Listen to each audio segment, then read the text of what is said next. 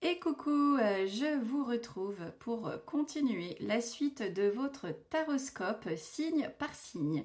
Alors vous pourrez retrouver dans une précédente vidéo les trois premiers signes qui sont donc les béliers, les taureaux pardon, et les gémeaux. Allez, c'est parti, je continue donc avec les cancers, les lions et les vierges et je ferai donc dans une autre vidéo les trois prochains signes. Alors, on n'hésite pas à liker, à partager, à commenter pour soutenir ma chaîne, pour soutenir le travail que je fournis pour vous. C'est parti, on y va, les cancers, la semaine du 22 au 28 avril. Allez, qu'est-ce qu'on a pour vous les cancers ? Alors, c'est parti. On nous parle de négativité. Vous allez être négatif ou vous allez peut-être avoir une réponse négative. Vous attendez peut-être voilà, une réponse de quelqu'un, de quelque chose. En tout cas, on nous dit ici que ça sera placé sous le signe de la négativité. On continue pour vous les cancers. Alors, on vous sent dans l'isolement. La semaine qui arrive, vous allez vous isoler. Peut-être que vous avez besoin de vous ressourcer. En tout cas, vous allez être dans le cloître et l'isolement pour la semaine qui arrive. Peut-être à cause de cette réponse négative, vous allez vous renfermer. Ça, c'est fort probable. On vous dit ici, avec la carte du temps, que les choses sont longues, qu'il y a beaucoup de lenteur, que ce soit dans le domaine sentimental, professionnel, le domaine financier, votre domaine familial. En tout cas, on parle de lenteur ici, ça avance doucement. Et enfin, pour terminer, pour vous, les cancers, on nous parle de quelque chose qui va se briser, quelque chose qui va se casser, soit dans votre vie sentimentale, professionnelle, personnelle, familiale. En tout cas, on nous dit ici qu'il y a quelque chose qui va se briser pour vous pour cette semaine. Donc effectivement, je vous l'accorde, les cancers, c'est pas votre semaine, mais ça ira mieux la semaine prochaine. Il faut toujours garder la tête haute.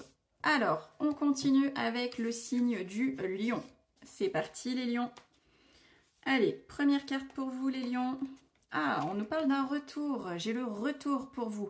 Un retour affectif, un retour dans le professionnel, un retour amical, un retour du financier. En tout cas, il y a quelque chose pour vous qui revient dans votre vie. Ensuite, deuxième carte, on nous parle d'une rencontre. Les lions, vous allez faire une rencontre. Ça peut être une rencontre amoureuse, ça peut être une rencontre amicale. Peut-être que vous allez faire une rencontre avec un banquier, un juge, un notaire. En tout cas, il est question d'une rencontre de quelqu'un de nouveau qui arrive dans votre vie pour la semaine du 22 au 28 avril. Allez, troisième carte pour vous. On nous parle des enfants. Alors si vous avez des enfants ici, ils seront mis à l'honneur lors de cette semaine. Il va y avoir des choses autour de vos enfants. Sinon ici, on peut nous parler d'immaturité. Peut-être que vous allez être un petit peu juvénile lors de cette semaine. Vous allez vous sentir un peu enfantin. On continue avec cette dernière carte pour vous. On nous dit ici qu'il va y avoir de l'attraction pour vous. Vous allez vous sentir attiré, comme les aimants que vous voyez ici sur cette photo. Vous allez être attiré, donc peut-être par quelqu'un, puisqu'on nous parle de cette rencontre, peut-être par rapport à du travail. Vous allez avoir un poste ici qui va vous attirer.